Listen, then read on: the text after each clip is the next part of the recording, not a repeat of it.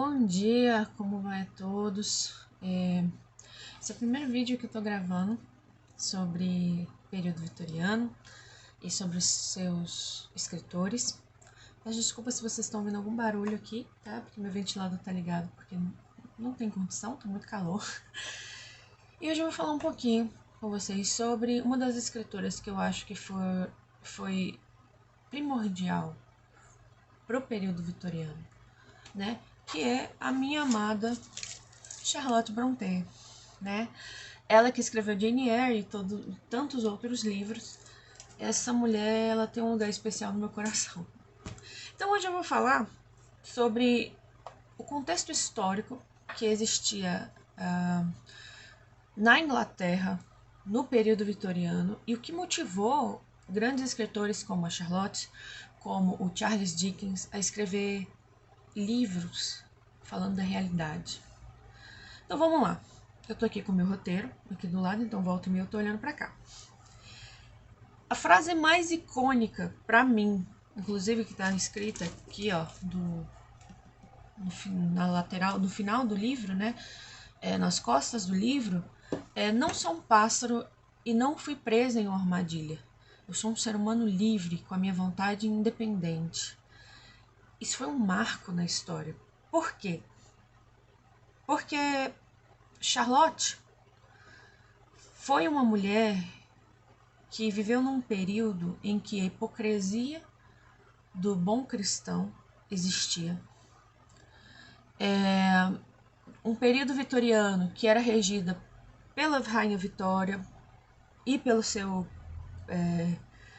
esposo, o Príncipe Albert, entre 1837 até 1901, ou seja, não foi um período que está tão longe assim da nossa realidade, né? Tem o que? Aí 2 séculos, mais ou menos, aí de distância. E esses dois monarcas registraram a Inglaterra.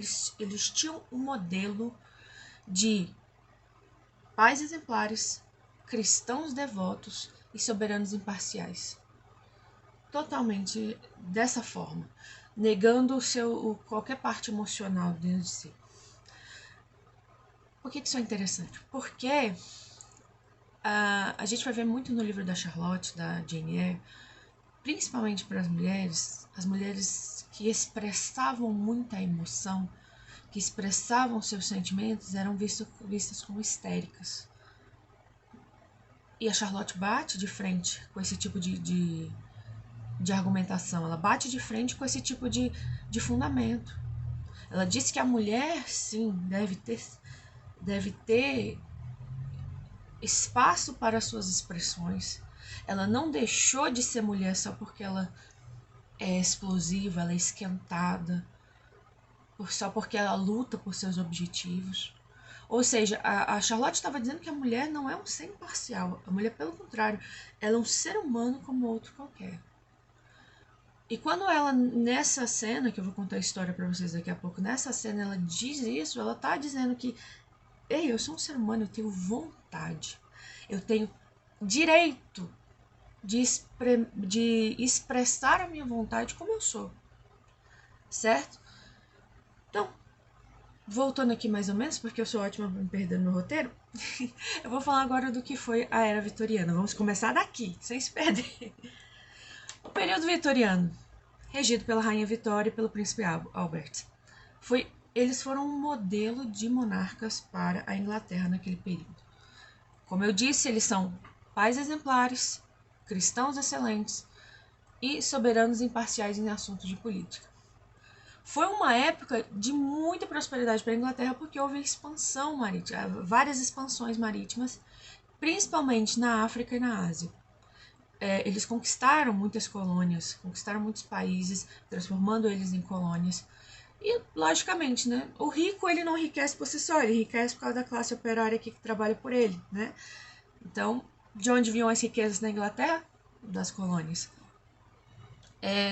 Mas foi um período muito propício para reviravoltas em termos de economia, política geral e nas artes em si. Então, era um período de transição muito forte.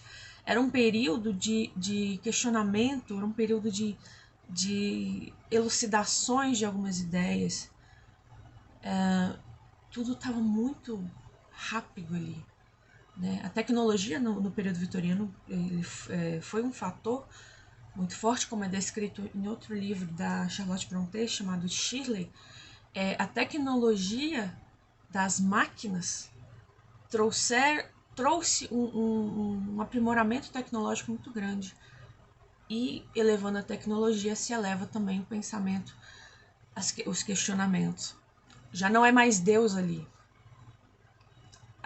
Tudo é se Deus quiser. Não existe mais isso no período vitoriano. Enquanto... E aí, voltando ao assunto, começou a surgir um movimento de elevação dos nobres, né? Que é uma espécie de hipocrisia, beirava muito a hipocrisia, com a intenção de se distanciar das colônias, né? Porque eram colônias africanas, eram colônias asiáticas, tinham festas diferentes, tinham cultura diferente, óbvio, né? Com essa intenção de se afastar das colônias, surgiu esse movimento dos nobres se tornarem... Quer dizer, tinha um padrão ali a ser seguido. Qual era esse padrão? Padrão do decoro. Eles tinham que ser extremamente... tinha que ter decoro em tudo que eles fossem falar e fazer. Conservadores ao extremo. Não podia... Assim, a família tradicional, sim. O homem é homem, mulher é mulher e ponto final. Essa questão de homossexualidade não existe. Não existe ao vivo para a rainha. Porque nas periferias, na classe operária, acontecia muita coisa. E enquanto os nobres estavam abastardos de comida, de nobreza, de tecidos lindos vindo da Índia, de especiarias, porque eles usaram muitas especiarias para fazer perfumes, a classe operária estava morrendo de tuberculose, fome e péssimas condições de trabalho. Que foi o caso que aconteceu com a Charlotte Brontë. Os pais dela morreram muito cedo devido a a falta de condições, né? Dentro da classe operária. Eles viviam em lugares insalubres, eles viviam em lugares sujos, eles viviam em lugares em que muito, muito frio, a Inglaterra é um lugar muito frio, e eles viviam em lugares sem saneamento básico, sem dormitórios decentes, como a gente vai ver também em Charles Dickens. Tudo era muito desesperador e tudo tinha uma aura de loucura e pobreza e sujeira. Isso era Inglaterra no século XIX, período vitoriano. De um lado você tem grandes nobres, muito chiques, muito finos, no ápice da moda vitoriana, e por outro lado você vê a população operária morrendo de fome, frio, sede, péssimas condições de trabalho, dormitórios insalubres, não tinha condições, era uma hipocrisia, era um pedido à revolução, certo? Contando um pouco sobre a Charlotte Brontë, nós temos aqui que Charlotte nasceu em 1816. Ela era filha de um pastor metodista e órfã da mãe, que morreu muito cedo. A irmã mais nova da Charlotte foi a Anne. E a Anne foi a última filha que conseguiu ver a mãe, só que ela viu ainda bebê. Ela não tinha lembranças da mãe, como as outras crianças mais velhas.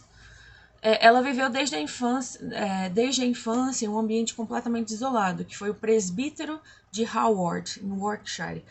Nas obras da Charlotte Brontë, aqui, é muito comum você ver um Y, tá contando a história aqui, tanana. Quando ela vai falar de algum lugar, ela coloca um Y, que é de Yorkshire, e um asterisco.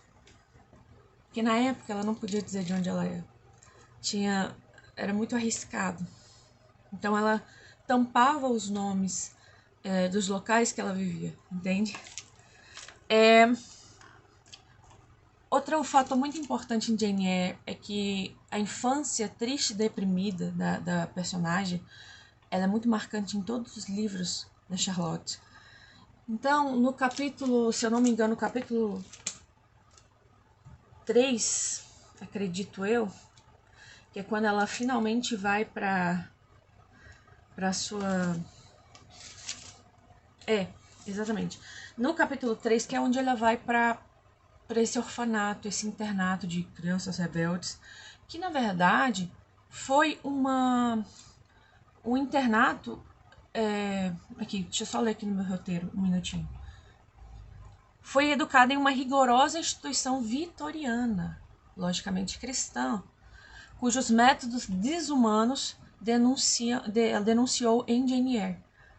Ou seja, essa escola que ela viveu, vitoriana, foi um período de inferno, porque eles tinham métodos completamente desumanos. As crianças passavam fome, as crianças sofriam com o frio, trabalho árduo, né? Trabalho muito árduo que eles tinham que desenvolver. E essa questão do abandono total da criança. Porque nessa época, criança era um adulto não formado. Já era adulto, mas não era formado, era imperfeito. Entende?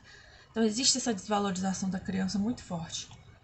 E em relação aos temas de amor que havia em Jane Eyre, nós podemos ver aqui que ela mistura os textos de amor com uma sátira ferrenha, em contraste com uma fã conhecida nossa que a gente ama, que é a Jane Austen. Jane Austen também era muito irônica, ela criticava muito a sociedade dela pela ironia, mas a Charlotte, ela usa uma sátira muito pior, muito ácida, entende? Então, porque os romances da Charlotte, eles não são romances onde a mulher é simplesmente apática. São romances em que a mulher ela tem voz. E quando o homem tenta sobressair por ela, ela vai e põe ele no seu devido lugar. Entende? Então, isso é muito comum na Charlotte Brontë. Qualquer livro que você for ler dela tem isso. Ela é uma mulher determinada, ácida, respondona, malcriada, tudo que é de perfeito, tudo que a gente mais ama, né?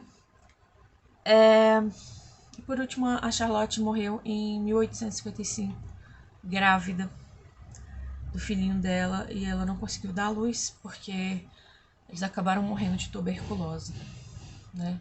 Novamente a classe operária sofrendo por causa de doenças, e onde estão os reis nessa hora, não é? E bom, para finalizar, eu vou contar um pouquinho aqui sobre a história, caso você se interesse, porque eu particularmente acho esse livro incrível.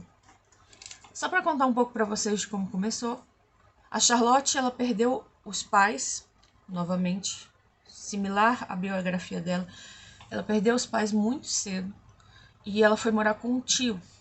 O tio era casado com uma mulher que era uma megera, e o tio já estava para morrer também. Morte é uma coisa que vai ter muito aqui nesse livro. O tio já estava para morrer e ele pediu, ele implorou a mãe, a esposa, que cuidasse da Jane, né? Da personagem Jane, como se fosse filho dela.